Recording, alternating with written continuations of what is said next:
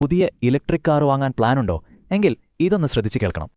ചൈനയിലൊരു ഇവിക്ക് പകുതി വിലയുള്ളൂ, അതേസമയം വെസ്റ്റിൽ ഇരട്ടിയിലധികവും. എന്താണിതിന് കാരണം? നിങ്ങൾ കാണുന്നത് PY മലയാളം. ഓക്കെ, നമുക്കിതിലേക്ക് കടക്കാം. ഇതൊരു കാറിന്റെ കഥയല്ല, ഇതൊരു പുതിയ ലോകക്രമത്തിന്റെ കഥയാണ്. അതിൽ നിങ്ങൾക്കും ഒരു പങ്കുണ്ട്. അപ്പോൾ ആദ്യം തന്നെ നമുക്ക് ഈ ചൈനീസ് ഭീമനെ ഒന്ന് പരിചയപ്പെടാം. ഇവരുടെ കണക്കുകൾ കണ്ട് ഞെട്ടാൻ തയ്യാറായിക്കോ. ലോകത്തിലെ 70% ഇലക്ട്രിക് കാറുകളും ഉണ്ടാക്കുന്നത് ചൈനയാണ്. അതെ, 10-7. അതുമാത്രമല്ല, ലോകത്തിലെ 3/4 ബാറ്ററികളും നിയന്ത്രിക്കുന്നത് അവരാണ്. ശരിക്കും പറഞ്ഞാൽ EVയുടെ ഹൃദയം തന്നെ. ചൈനയിൽ വിൽക്കുന്ന പകുതിയിലധികം കാറുകളും ഇലക്ട്രിക്കാണ്. ഇന്ത്യയുടെയും അമേരിക്കയുടെയും അവസ്ഥയോ? ഒരൊറ്റ വർഷം 1.24 കോടി EVകൾ. ഇന്ത്യ ഒരു ദശാബ്ദം കൊണ്ടുണ്ടാക്കുന്നതിനേക്കാൾ കൂടുതൽ. ഇവിടെ ലോകത്തെ രാജാക്കന്മാരെ വരെ അവർ തോൽപ്പിച്ചു. ചൈനയുടെ BYD ടെസ്ലയെ മറികടന്ന് ലോക 1-ാം നമ്പറായി. അപ്പൊ ഇന്ത്യ എന്തു ചെയ്യും?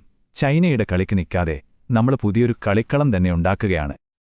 ഇന്ത്യയുടെ മറുപടി ഇതാണ്: 75,000 കോടി രൂപ. നമ്മുടെ സ്വന്തം EV ലോകം കെട്ടിപ്പടുക്കാൻ. തന്ത്രം സിമ്പിളാണ്, പക്ഷെ പവർഫുൾ.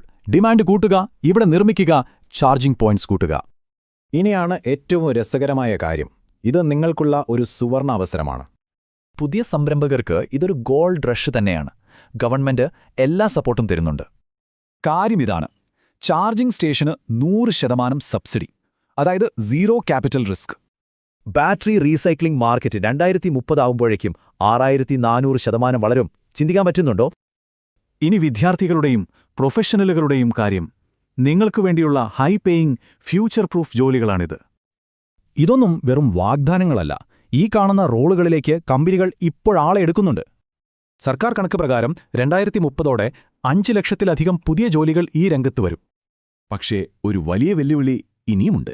അതുതന്നെയാണ് നമ്മുടെ ഏറ്റവും വലിയ അവസരവും.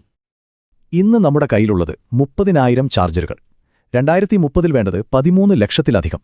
44 ഇരട്ടിയുടെ വർധനവ്. ആദ്യത്തെ EV റേസ് ചൈനയുടേതായിരുന്നു. അടുത്തത് ഇന്ത്യയുടേതാകുമോ? ഈ മാറ്റത്തിന്റെ ഭാഗമാകാൻ നിങ്ങൾ തയ്യാറാണോ?